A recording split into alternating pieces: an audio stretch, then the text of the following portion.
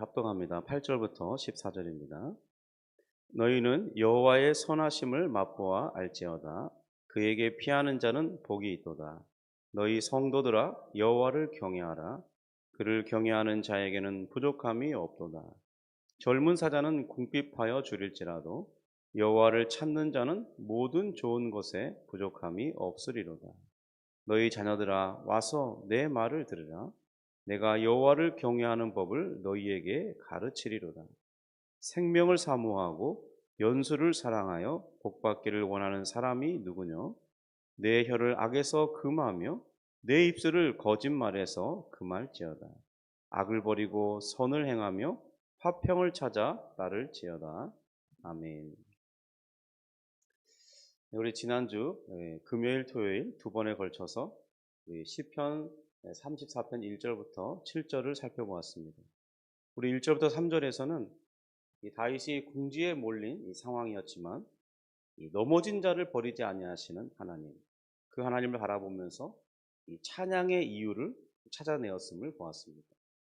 우리 지난 토요일 아침에는 4절부터 7절을 보면서 이 다윗에게 이 복합적으로 찾아온 이 두려움의 요소들 속에서도 그것을 부정하지도 않지만은 또 하나님을 찾는 중에 그 두려움의 환경에서도 벗어난 은혜를 말하는 것이 아니라 그 두려운 환경 여전히 곳에 있지만 하나님이 나와 함께 하신다는 그런 것에서 자신이 이제 하나님으로부터 구원될 것을 확신하면서 찬양하는 그런 내용을 살펴보았습니다. 시편 34편에 이 다윗은 특징이 있다면 자신의 어떤 그 어려운 처지를 부각시키지 않는다는 점이 독특하다는 것입니다.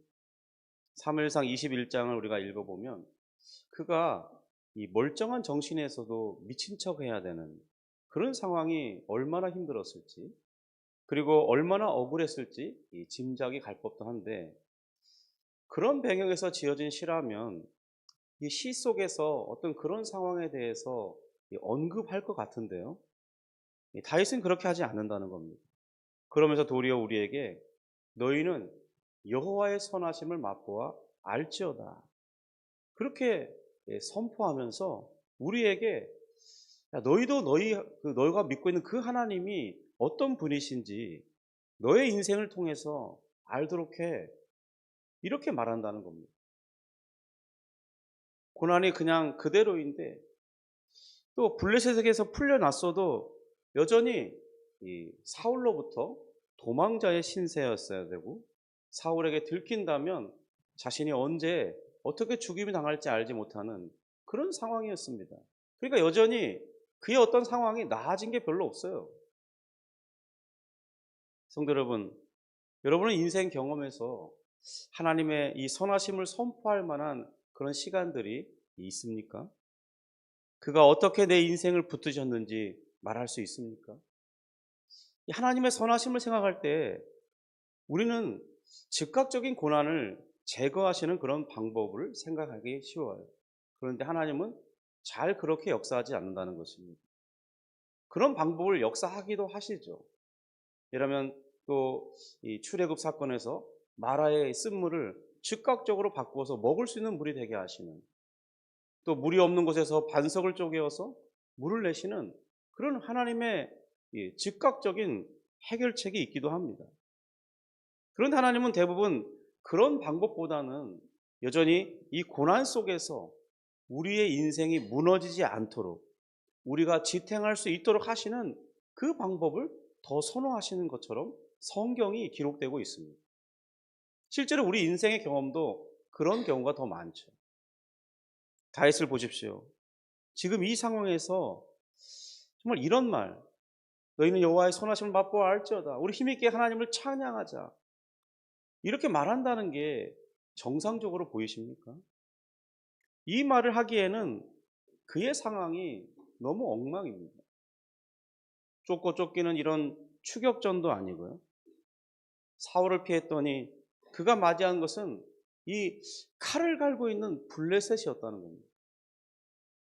그런데 바로 그런 지점에서 시편 34편의 찬양은 신앙이 무엇을 가능하게 하는지 우리를 어떻게 이끌지에 대해서 미리 보도록 비전처럼 제시해주고 있습니다. 그리고 우리도 이 두려움과 고난의 시간에 과연 무엇을 해야 하는 것인지 분명하게 가르쳐주고 있습니다. 다윗의 인생이 이 정리된 사람으로서가 아니라 단지 이 무너지지 않는 사람으로서 우리 앞에 서 있다는 것이 중요하겠습니다. 나는 이런 상황 속에서도 하나님을 경험해 보았다. 하나님이 어떤 분인지 내가 맛보아 봤다. 너희도 한번 믿고 그런 하나님을 경험해 보라고 말하고 있는 것이죠. 특별히 이 4절에 8절에 맛보아 알지어다.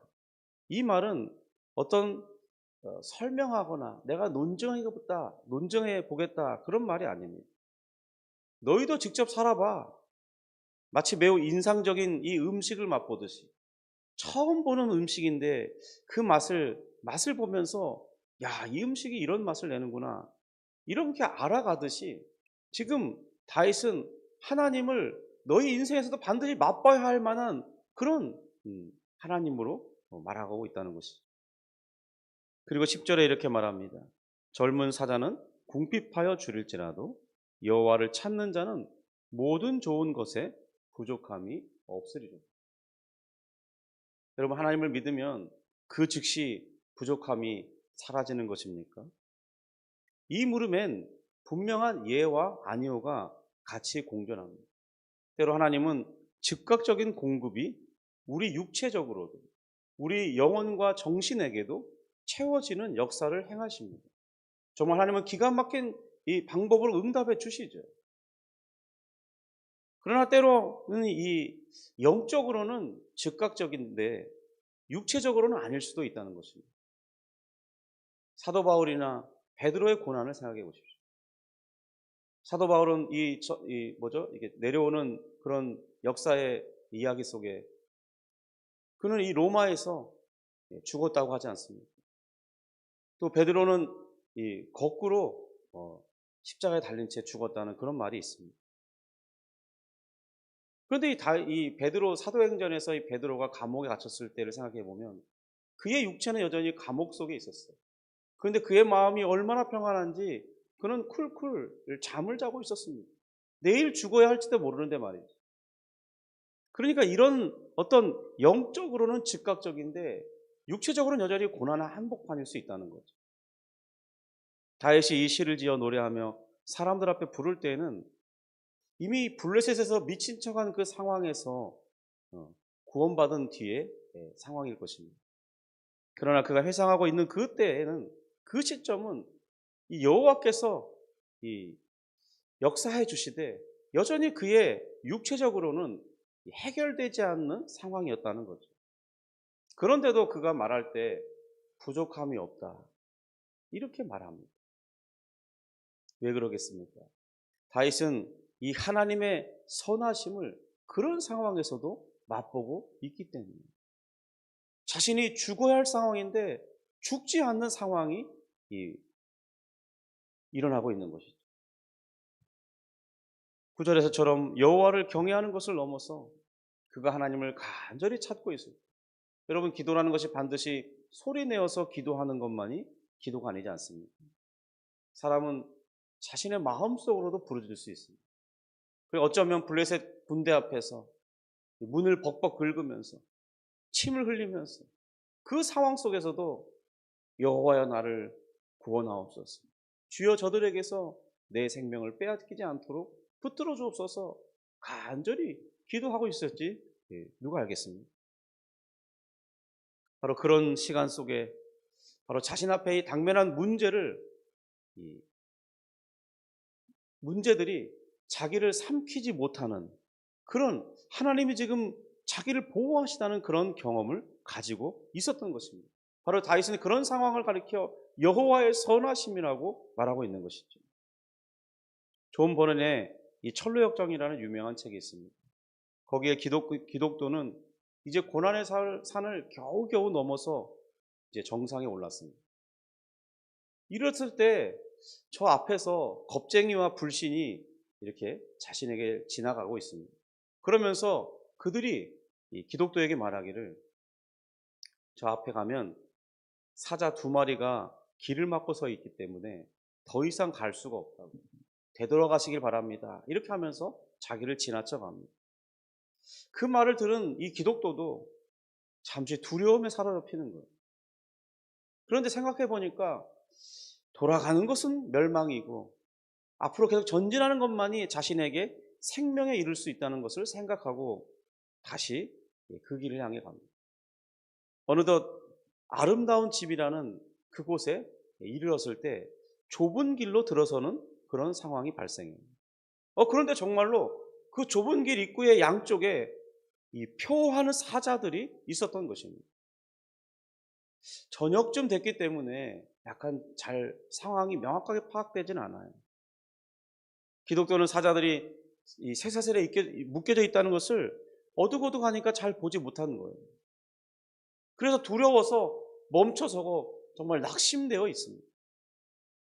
그때 그 문지기인 깨어있음이라는 존재가 큰 소리로 이 기독교에게 말합니다. 너의 힘이 그렇게도 약하냐? 사자들을 두려워하지 말라. 그들은 믿음을 시험하기 위해 이곳에 놓인 것이요 믿음이 없는 자들을 가려내기 위함이다. 길 한가운데로만 걸어간다면 아무런 해를 입지 않을 것이다. 이렇게 문지기가 선포해 줍니다. 기독교는 바로 그런 이 깨어있음이라는 이 문지기의 말을 믿고 용기를 내어서 다시 걷기 시작합니다. 그런 사자들이 으리렁거리는 소리를 들으면서 매우 조심스럽게 길 중앙으로 이렇게 걸어갑니다. 근데 이렇게 사자들이 그 옆에서 막 자신을 물려고 이렇게 달려들듯이 날뛰었지만은 정말로 이 문지기가 말한 대로 이 사슬의 길이가 길 한가운데까지는 닿지 않게 설계되어 있었던 거예요. 그래서 기독교는 털끝 하나 다치지 않고 무사히 통과했다는 이야기가 있습니다. 여러분, 지금 다윗이 마치 이 사자들이 자신을 양쪽에서 물어뜯으려고 하는 그런 상황이지만은 이 쇠사슬이 묶여져 있는 하나님의 손길을 보는 것이죠. 하나님의 섭리와 이 선하심을 맛보고 있는 것입니다. 그는 사울에게서로부터 지킴받고 있고 여전히 미친 척하고 있지만 블레셋 군대에게도 지킴받고 있는 것입니다. 그러므로 우리에게도 그 길이 동일하니까 겁먹지 말고 멈춰서지 말고 길 중앙으로 걸으라. 이것이 지금 다윗이 8절에 선포하고 있는 말씀과 같은 거죠. 너희는 여호와의 선하심을 맛보아 알지어다. 그렇게 선언하고 있는 것입니다. 누가복음 18장 1절에서도 예수님은 비슷한 말씀을 하십니다. 예수께서 그들에게 항상 기도하고 낙심하지 말아야 할 것을 비유로 말씀하신다고 하고 있습니다. 근데 예수님의 이 비유에서도 고난이 곧 끝날 것이라고 먼저 말씀하시지 않았어요. 오히려 그 고난 중에 너희가 낙심하지 말아야 된다고 말하고 있는 것입니다. 하나님의 선하심은 문제가 빨리 사라질 때보다 신뢰가 끊어지지 않을 때 더 분명하게 우리에게 경험됩니다. 11절입니다. 너희 자녀들아 와서 내 말을 들으라 그랬습니다. 그는 자신의 경험에서 지금 마치 자신의 말씀을 듣고 있는 사람들을 가르치듯이 자녀에게 훈계하듯이 지혜를 가르쳐 줍니다. 그리고 12절에 이렇게 말하죠. 우리 12절 같이 읽어보겠습니다. 생명을 사모하고 연수를 사랑하여 복받기를 원하는 사람이 누구냐. 성도 여러분, 12절은 누구라도 원하는 삶이 아니겠어요? 생명을 사모하고 그의 연수가 길면서 복받기를 원하는 사람. 여러분, 이것이 우리가 꿈꾸고 있는 삶이 아니겠냐는 거죠. 그런데 그 복의 핵심이 무엇이겠습니까? 예수님도 낙심하지 말 것을 말씀하셨습니다. 또 잠언 4장 23절에서 이를 뒷받침하는 말씀이 있어요. 모든 지킬 만한 것 중에 더욱 내 마음을 지키라. 생명의 근원이 이에서 납니다. 여러분, 우리의 생명의 근원이 마음을 지키는 일에 있다는 거예요. 여러분, 다윗이 그 환경에서 즉각적으로 벗어난 것이 아니라 그의 마음이 거기서 무너지지 않은 것이죠. 성경은 우리 인생의 고난을 부정하지 않습니다. 그 대신 우리가 고난에 직면했을 때 우리가 무엇을 지켜야 하는지를 알려주는 거예요. 잠언 4장 23절에서도 바로 그것을 무엇이냐? 우리의 마음을 지켜야 한다고 말하고 있어요. 그런데 하나님의 은혜는 우리의 마음을 지키시는 은혜를 주시겠다고 말씀하고 있습니다. 이 은혜만큼은 즉각적이죠. 환경을 초월해서 주어지시는 것이라고 말하고 있습니다. 그러므로 빌립보서에서 말하고 있는 것처럼 우리가 기도하면 그의 마음을 평강으로 지키신다고 말씀하고 있는 것이죠. 누가복음 18장 과부를 보십시오. 그녀의 환경은 바뀌지 않았습니다. 불의한 재판장도 역시 여전히 불의합니다. 그런데 누가복음 18장의 비유에서 강조하는 바는 바로 그 여인의 마음이 무너지지 않는다는 걸 부각하고 있는 거예요. 여러분, 떼쓰는 기도 이런 것이 아니라 지금 그 본문의 핵심은 그녀의 마음이 무너지지 않고 있다는 게 중요하다는 겁니다. 하나님과 이 불의한 재판장은 성품이 다르죠. 우린 불의한 재판장을 하나님으로 생각할 수 없습니다. 왜냐하면 분명한 차이가 있어요. 그러나 이 간구하는 여인이 바라보는 태도는 동일합니다. 불의한 재판장을 향하여서도 하나님을 향하여서도 동일한 마음을 가지고 있다는 게 중요하죠. 바로 낙심하지 않는 마음입니다. 그 낙심하지 않는 마음이 자신의 이 억울함을 호소할 수 있는, 지속해낼 수 있는 이 힘이었다는 거죠. 그러면서 비유 끝에 이렇게 우리에게 예수님은 묻습니다. 인자가 올 때 세상에서 믿음을 보겠느냐. 여러분이 낙심하지 않는 마음은 바로 믿음의 반영인 것입니다. 하나님이 나를 함께 하시고 계시다는, 내 생명이 하나님의 권능에 붙들리고 있다는, 지킴받고 있다는 그 사실에 대한 확신이죠.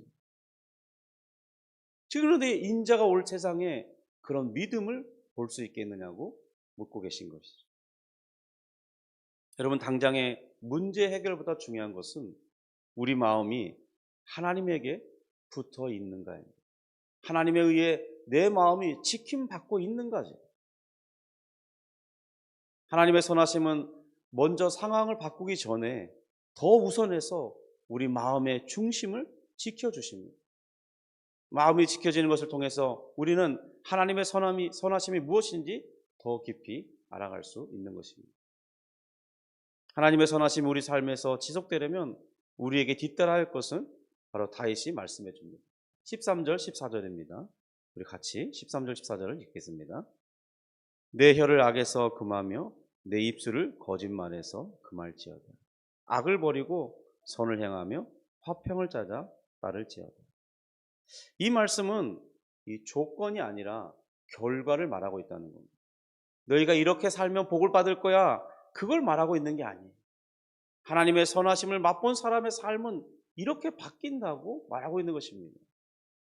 잠언 28장 26절에서도 보면 자기의 마음을 믿는 자는 미련한 자요, 지혜롭게 행하는 자는 구원을 얻을 자니라고 말합니다. 여러분, 고난은 이 성경에서도 또 여러 많은 이 인생의 지혜서에서도 바로 고난을 정련하는 장소라고 비유합니다. 금을 단련하듯이, 은을 단련해내듯이, 그래서 순금과 순은을 만들어내듯이 이 불로 정련하는 그런 과정을 고난이라고 말합니다. 그래서 우리는 고난 가운데 자기 마음을 믿고 있는지 아니면 하나님을 신뢰하는지가 숨길 수 없이 드러난다는 거예요.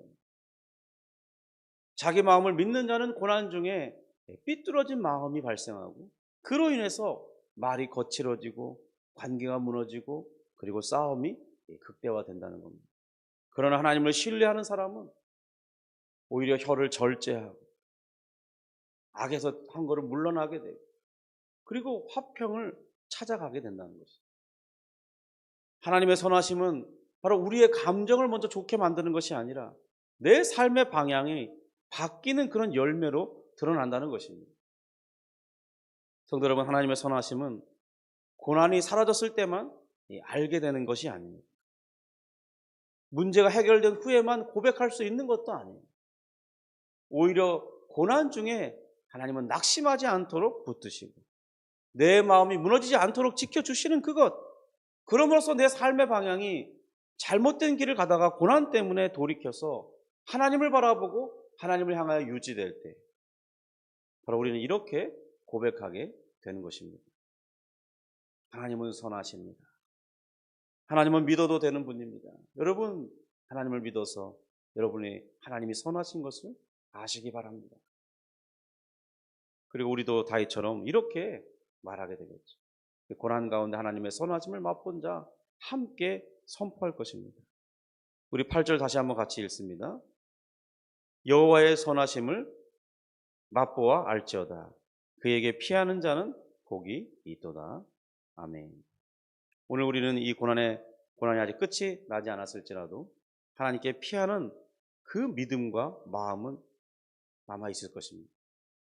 바로 그것이 우리에게 하나님의 선하심을 맛볼 수 있는 귀한 기회가 되는 것이죠.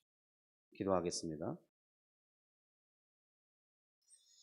하나님 아버지 감사합니다. 주님, 오늘 다윗이 고난의 한복판에서 하나님의 선하심을 맛보았다. 그 원수들이 나를 물어뜯지 못한, 내 생명을 앗아가지 못한다는 그런 상황을 그가 경험하고 하나님께서 자신의 인생을 어떻게 지키시는지 하나님이 선하신 분이시라는 것을 깨닫고 경험하면서 그 놀라운 사실을 우리에게도 너희도 그렇게 맛보아 알지어다라고 선포하면서 우리에게 하나님의 선하심을 맛보도록 도전하고 있습니다. 주님, 우리도 우리의 삶의 현장에서 하나님의 선하심을 맛보는 놀라운 일들을 허락해 주옵소서.